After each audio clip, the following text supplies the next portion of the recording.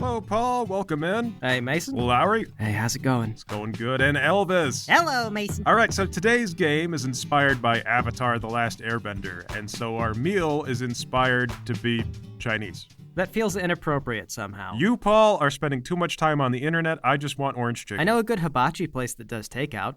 How is hibachi less offensive? It's not. I just like the hibachi better. Does hibachi do fortune cookies? I don't think so. Guys, I already ordered the food. Okay, all right. Thank you, Mason. Do you have fortune cookies? Yeah, here you go. Okay, cool. I gotta read my fortune. So pre-made characters this game, that's different. Yeah, well, everybody's got elemental powers, and I wanted to control a bit how that manifested, so you get to fill in your background and your skills and everything, but your abilities are set in stone. My fortune says, a wonderful man is waiting to improve your life. Really?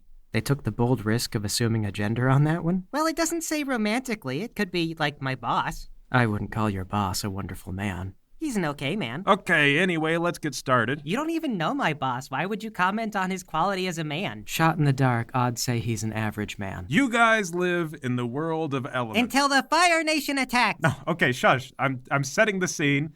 All right, there are multiple nations. The nation of fire, yes, the nation of water, air, earth, light, and darkness. You can't just add light and darkness to that system, Mason. Sure I can. Why not? Because the four elements are in balance with each other.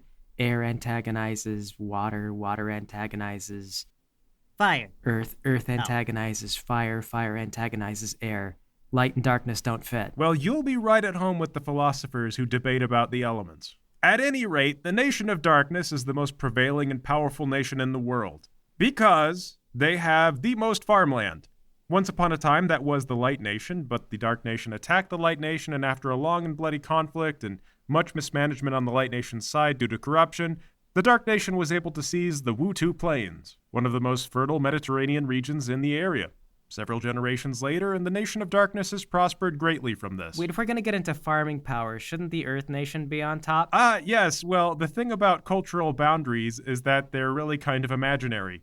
So there's masters of all the elements in every nation. Oh. Yes, Paul. So master earth farmers with magic earth powers also live in the Dark Nation. Well, now you're just way too complicated for a children's show. How are 10-year-olds supposed to compartmentalize that? Are you guys 10-year-olds? No, but I would benefit from a simpler premise. You live in a magical nation called the Dark Nation, where the dark element is kind of prevailing, but only sort of. Magic powers to manipulate the elements would be way, way too important to just, sequester yourselves. Of course you want the Earth Masters in your nation. You all do. You are competing to get the magical masters into your nation. Whoever has the most money, which is the Dark Nation, attracts the greatest masters. Paul, you're an elemental master of darkness. Elvis, you're an elemental master of wind. Lowry, you're an elemental master of earth.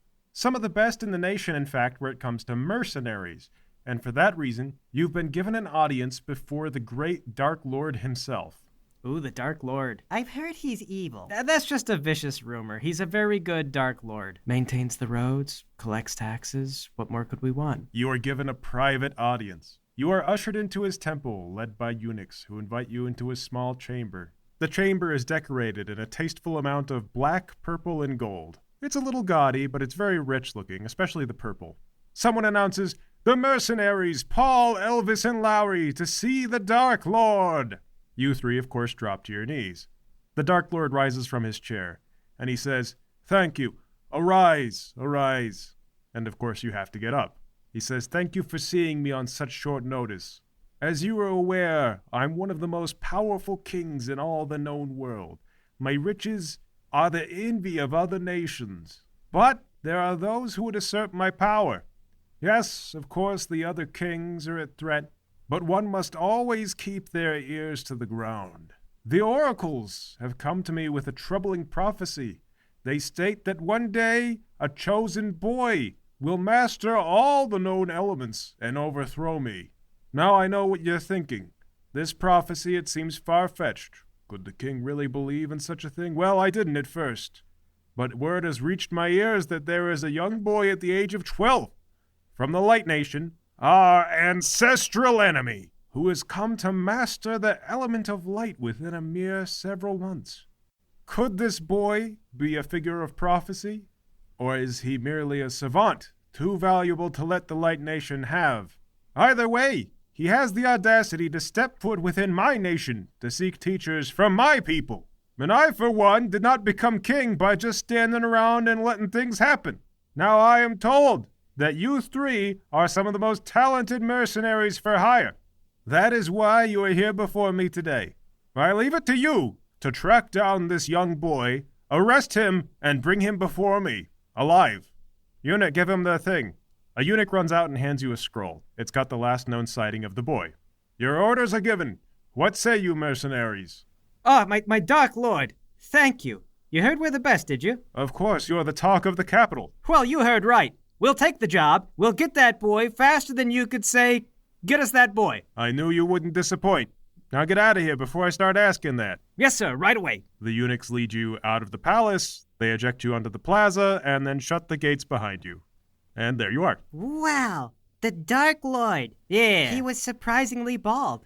A little paunchy, too. But fantastically rich. Did you see his robes? Oh, I know, right? That purple. You know you can only get that out of a mollusk. He must have squeezed so many mollusks. The mollusks must have dark legends about him. I heard he can blot out the sun.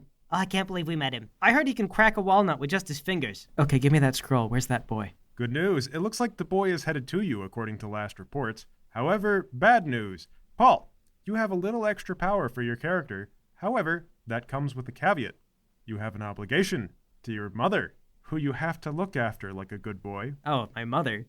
What's my obligation? Well, you still live with her, and she's going to have opinions. Okay. All right, guys. This is great. We gotta go home and we're gonna tell my mom. We finally made it. Been hired by the Dark Lord, guys. The Dark Lord. Yeah. We're gonna be rich. Rich, famous, respected, all of it. We head home. You head home. Paul, you come from a family of wealth. You've got a large home. Technically, you're a landowner, although the land is still owned by your mother. That's allowed in the Dark Nation. She's threatening to give the land to a charity or something if you don't live up to your family name. Anyway, as you get closer to home, you hear your mother's beautiful voice. Paul! Where have you been? You see your mother marching out. She's hunched over. Her hair is white. She wears robes of black, as is the Dark Nation custom. I've been trying to figure out what I want to have for lunch, and you're not around to help me figure it out. Mother. Well, I just came back from seeing the Dark Lord. Don't call him the Dark Lord. You're not on a Dark Lord basis. He's Supreme Enlightened Ruler Dark Lord Derek to you.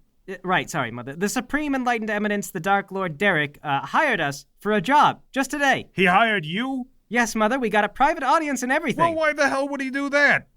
Because, Mother... He said we're the best in the nation. He said we're the best in the nation. The best in the nation? What on earth would make him think that you're the best in the nation?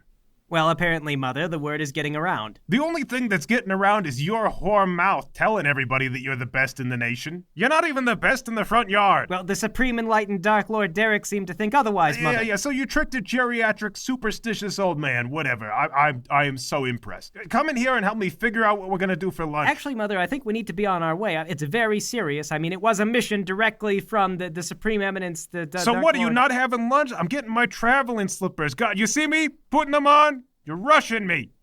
Mother, there's no time for lunch. We must get packed and ready to go. That's what I'm saying. Get my Palatine. Yeah, the Palatine, Mother. Yes, the Palatine. Did I stutter? Elvis, give me my Palatine. Yes, ma'am. And Lowry, you're a big, strong boy. Why are you just standing around? Help Elvis. Yeah, okay, right away, ma'am.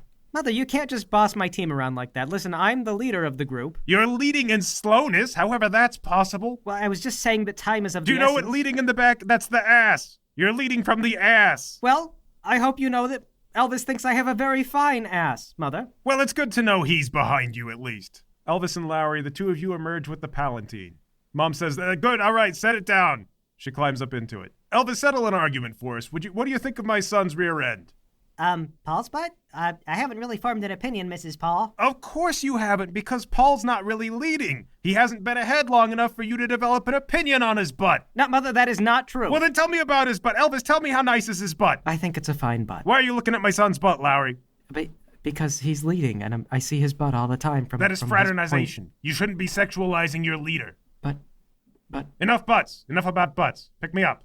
All right, Paul, what are we having for lunch? I suppose we could do hibachi. I don't want hibachi, I want Chinese. Chinese, Mother? Yes, Chinese. Get me Chinese. All right, maybe we'll pass a place out of town. Come on, let's go, guys. hey, Paul, psst, don't let your mother know this, but this isn't a Palatine, it's a palanquin. What's that?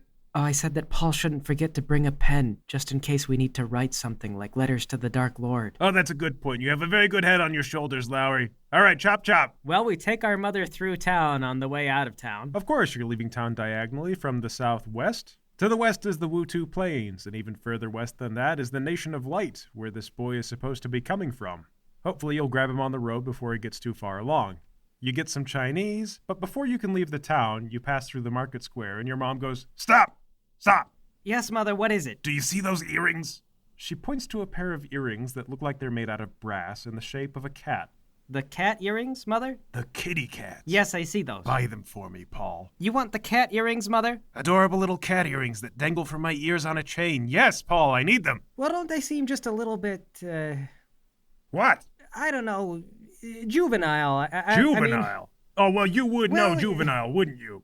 Paul, a small group of armed men approaches you. You recognize the guy in the lead. It's Galahad. He's a rival mercenary. He says, "Oh, Paul," and the esteemed Paul's mother.